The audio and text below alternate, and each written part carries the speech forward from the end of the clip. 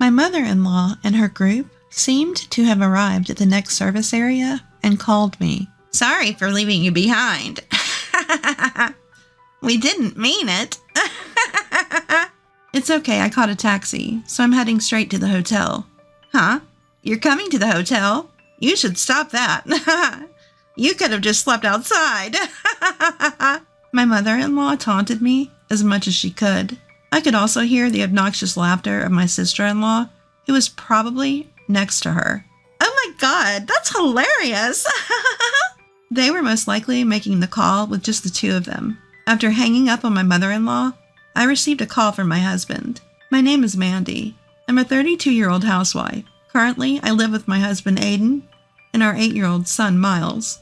Our relationship as a couple is good, and our son is growing up to be a very good kid.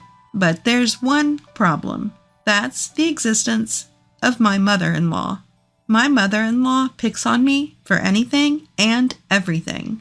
Before my child was born, she would annoyingly ask, "Is there still no grandchild?"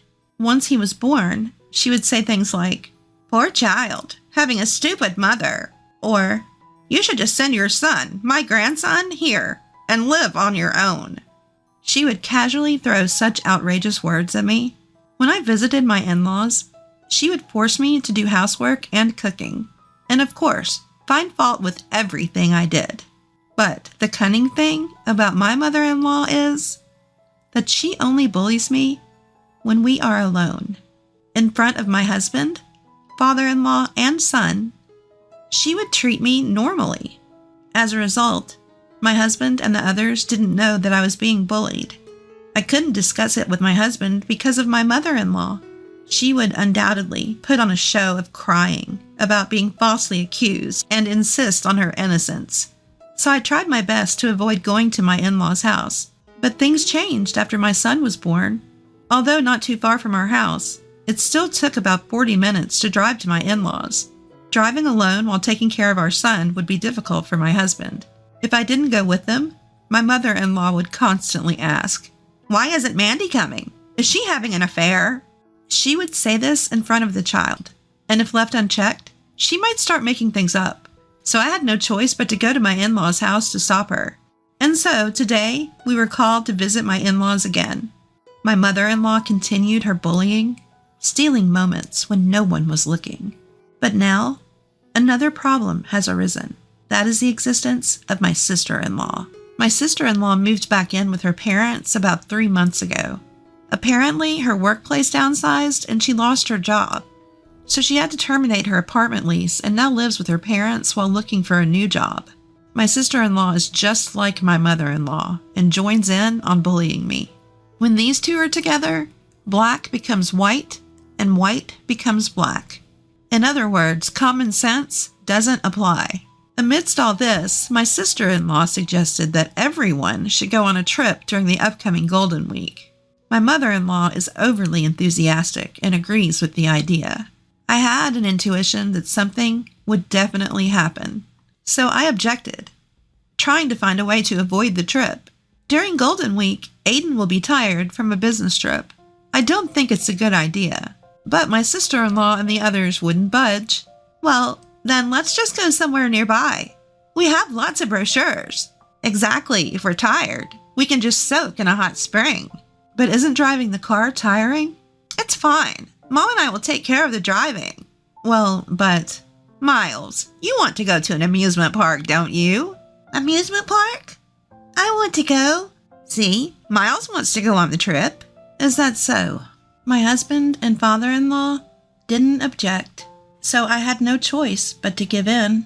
Later, while I was washing dishes in the kitchen, my mother-in-law and sister-in-law approached me. "Mandy, what was that all about earlier? You're really terrible. Always trying to dampen the mood of a family trip." I couldn't help but blurt out my true feelings. "Well, I can't trust you two who are always picking on me to suddenly suggest going on a family trip without any ulterior motives." Mother-in-law and sister-in-law snickered at me. "Oh my, what a horrible accusation. Mandy, aren't you just overly paranoid?" "No, just annoyed," I said.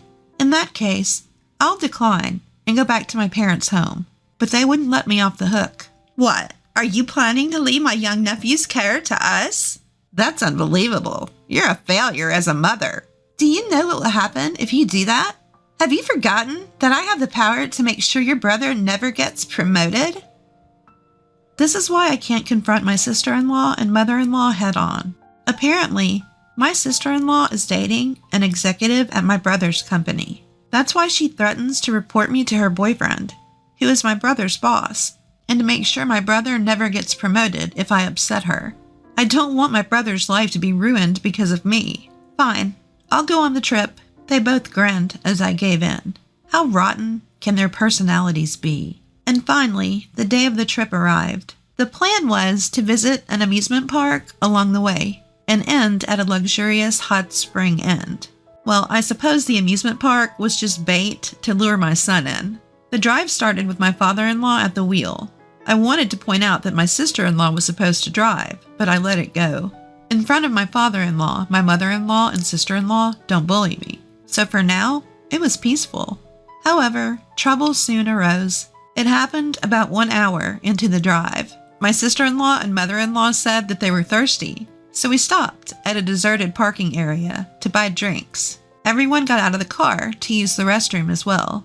I can't carry everyone's drinks by myself, so help me out. Reluctantly, I followed her to the vending machine. So I'll read out the drinks I noted earlier, and you just keep buying them.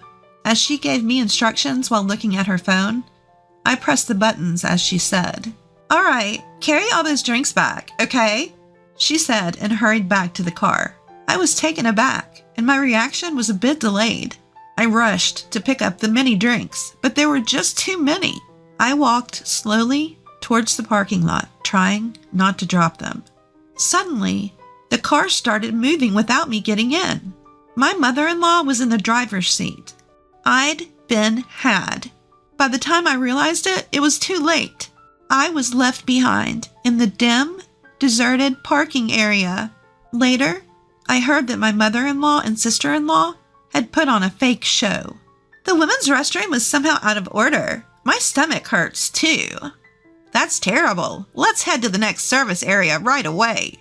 Even though my husband noticed I wasn't in the car and warned my father-in-law. Mandy can just call a taxi. We have an emergency here. He didn't listen. Later, they arrived at the next service area and called me. Sorry for leaving you behind. We didn't mean any harm. It's fine. I caught a taxi, so I'll head straight to the hotel. What? You're coming to the hotel? Stop it. You should just sleep outdoors. My mother-in-law continued to provoke me. I could hear my sister-in-law's filthy laughter. Oh my gosh, that's hilarious. They were probably both on the phone together at that moment. After hanging up with my mother-in-law, my husband called me. He was with our son and father-in-law, buying soft-serve ice cream. After checking my situation, my husband made a surprising statement. We're going to the amusement park, so when you get to the hotel first, change their room to just one for Dad. What? Actually, Miles told me a while ago that you were being bullied by Grandma and Aunt. I reported it to Dad, and we decided to punish them if they did anything again. So that's what happened. I'm really sorry for not noticing sooner. No, it's okay. After hanging up the phone, I arrived at the inn, first as my husband instructed, and asked the inn to make my father-in-law's room a single room, since the two of them couldn't come. A little while later, my father-in-law and the others who had come via the amusement park arrived at the inn. Where are my mother-in-law and sister-in-law? As I said that, my husband grinned. We left them at the amusement park. What? According to my husband, he first guided the two of them to the famous haunted house in the amusement park. Then my husband, our son, and my in-laws and sister-in-law split into separate groups, and my father-in-law ran ahead, leaving my mother-in-law and sister-in-law behind, and later joined up with my husband and our son. It seems that they got in the car and headed to the inn before my mother-in-law and sister-in-law came out of the haunted house. During that time, my husband and father-in-law ignored several calls from my mother-in-law and sister-in-law. Then, we enjoyed the hot springs at the inn. Without my mother-in-law and sister-in-law, we were able to spend a very quiet and peaceful time. And then it was time for dinner, as expected from a high-class inn. Very luxurious dishes were served. At that moment, we could hear a commotion from the entrance.